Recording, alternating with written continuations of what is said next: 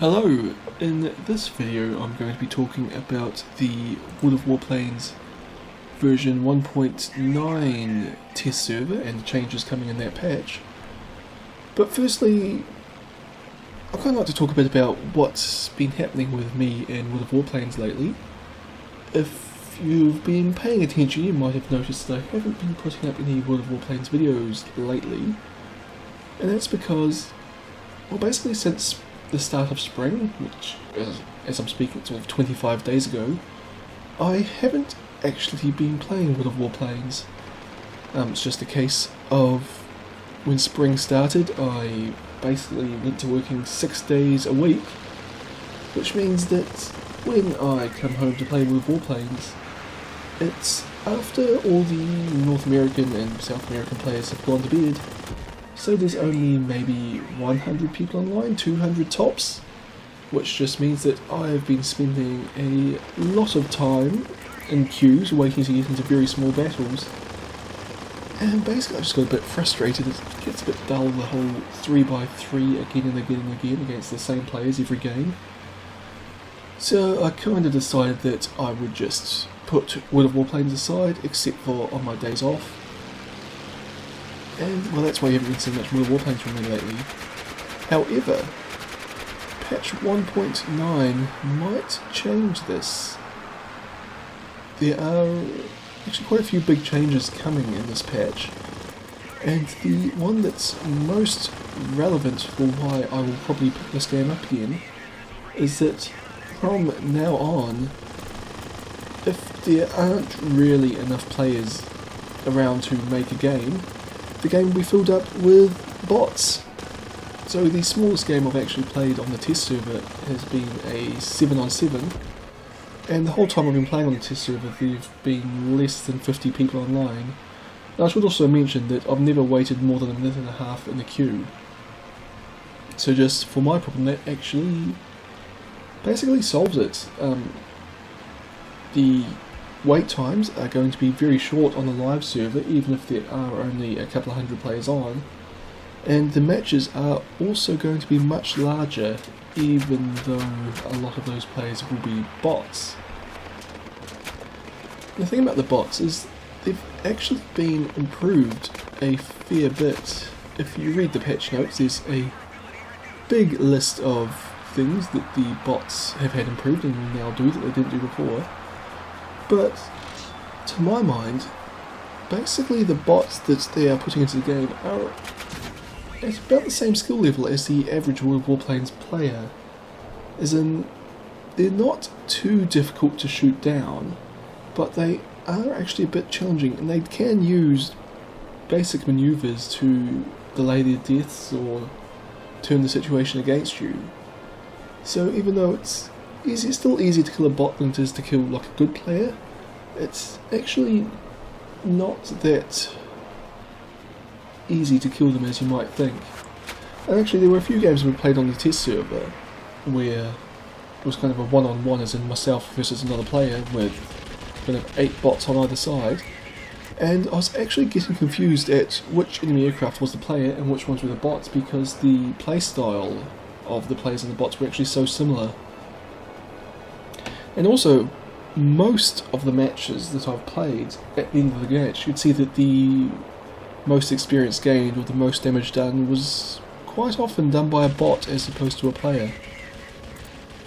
So the bots, while it's not great to have them kind of filling up the roster of the teams, they're actually not that bad. They're pretty decent. There's been a few other fairly important changes. The weapons have all been changed. Well, they've been changed fairly significantly, but in that machine guns and cannons and large caliber cannons have been made more distinct. Machine guns do a lot of damage at close range, as they always have, and they take a long time to overheat, as they always have, but it's more noticeable that they are very different from the medium caliber cannons and the large caliber cannons. The large caliber cannons in particular, I'm of a mixed opinion of them on the test server at the moment.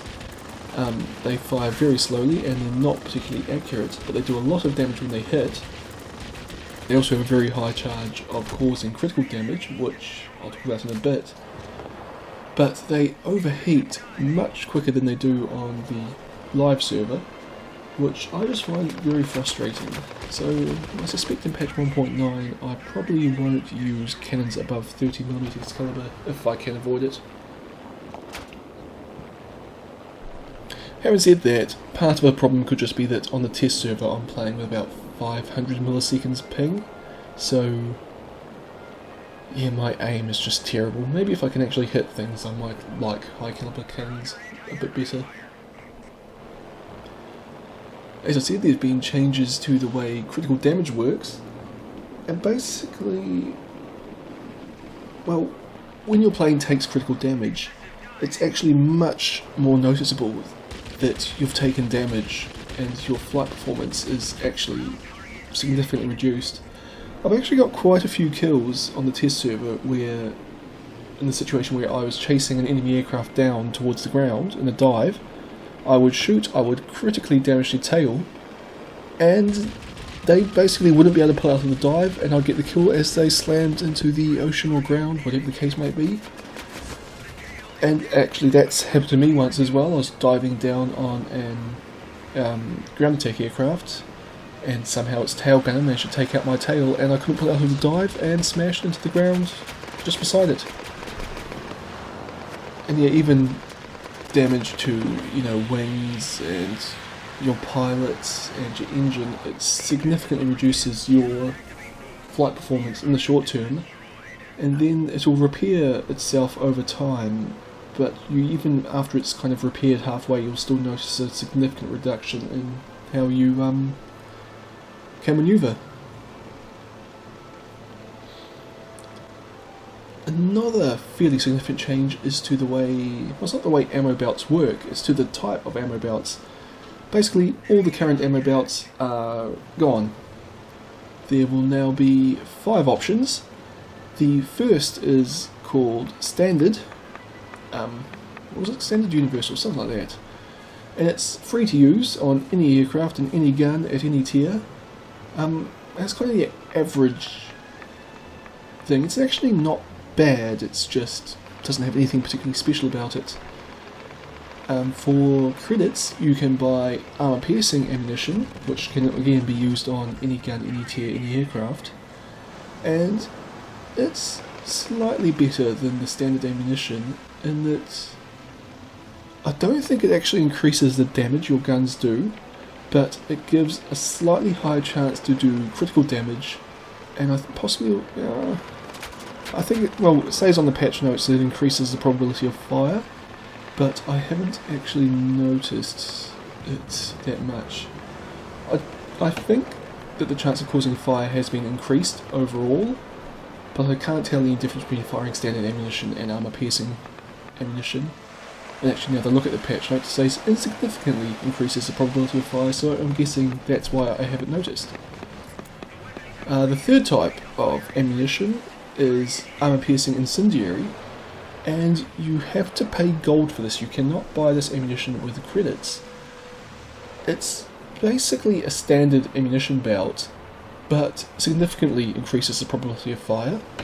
I have flown out a couple of games firing this ammunition, and it actually does really significantly increase the chance of lighting people on fire. It's basically kind of every second or third burst would start a fire on who I was shooting at, so that is very effective in that regards.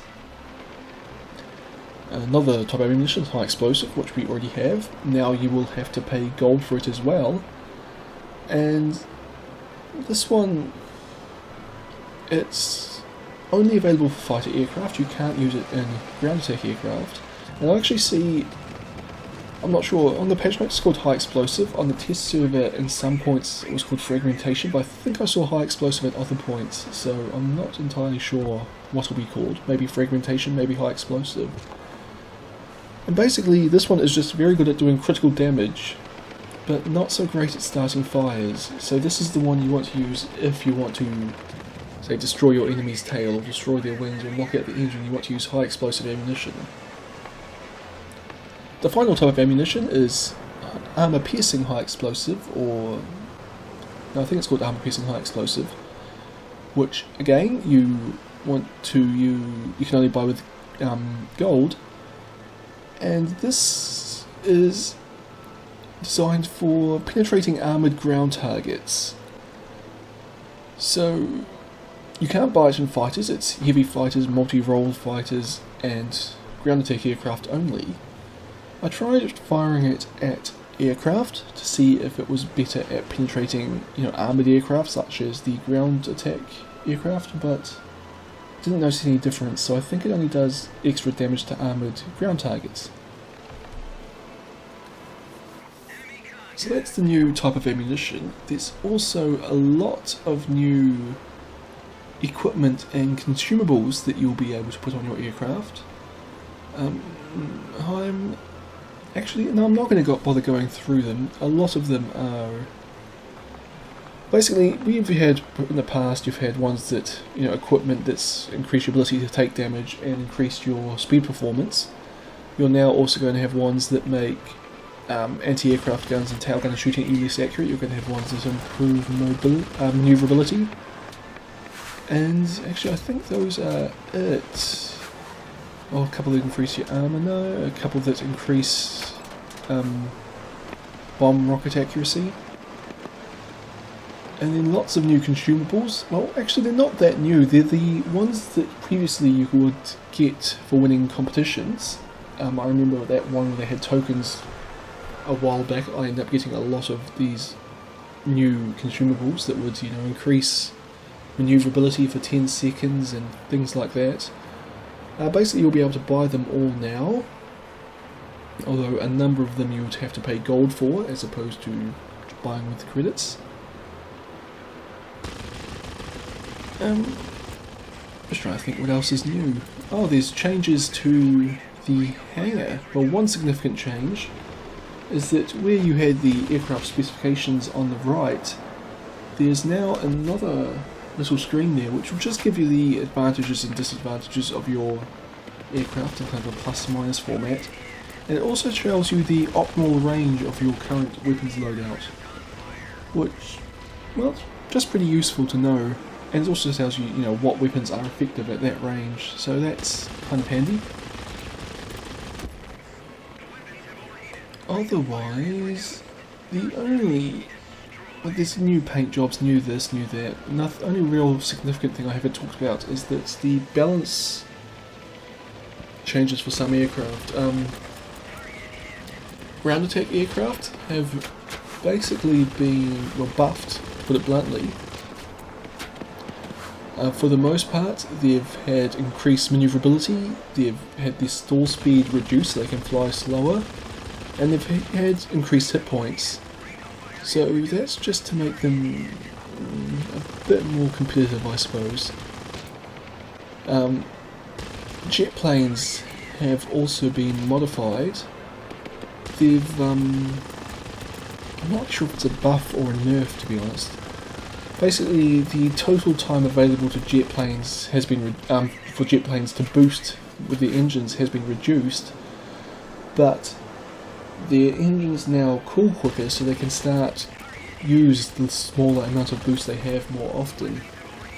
So really it kind of seems like it's not so much a buff or a nerf, it's just a change. There's also lots of aircraft that have been changed in fairly minor respects. They have basically, it's just to account for the fact that weapons are now different than they have been in the past, so many planes have to have their, performance changed in other ways to compensate for the changes in the weapons. A few aircraft have had some buffs, most notably the American Corsair line, which for the most part actually had their hit points increased, and in a number of cases they got longer engine boost periods, which, well, I'm quite liking, because I actually thought that entire line was already very powerful, especially since I see the F2F and the F3F are two of the ones that have been increased, or had their hit points increased, and they've been buffed. when they were already very powerful aircraft, at least in my opinion. There are a lot more changes, but for the most part I think I've covered all the major ones. So like I said, I'm actually really looking forward to when this patch comes, just because I will be able to hop back on kind of at off-peak hours and still actually have fairly decent games where it wouldn't be as challenging as playing against 10 players, but that's not kind of an option for me. The best I can get at the moment is playing, a 3-on-3 game. I'd actually kind of prefer to play, a 10-on-10 game where there may be only 2 players on the enemy team, but I'd get into that game quicker and there'd be more for me to do. I should also say that the addition of bots, I think, has actually made turn fighters a much more valuable contribution to your team, or a much more useful playstyle, just because the bots don't tend to stick to the current meta of the game, which is very focused on high altitude energy fighters. The bots will have some low altitude fighters, they'll have some mid-range fighters, they'll have a few kind of slowish ones and a few fast ones, and they tend to get into combat much quicker than what happens with players at the moment, which just means that planes like the Zeros and the Spitfires and the Yak line will just be much more viable for you to actually play on the live server once patch 1.9 comes out. So yeah, I'm really looking forward to it. I hope you've found this video interesting or enjoyable and been having fun watching the little replays in the background. And I'll see you all next time.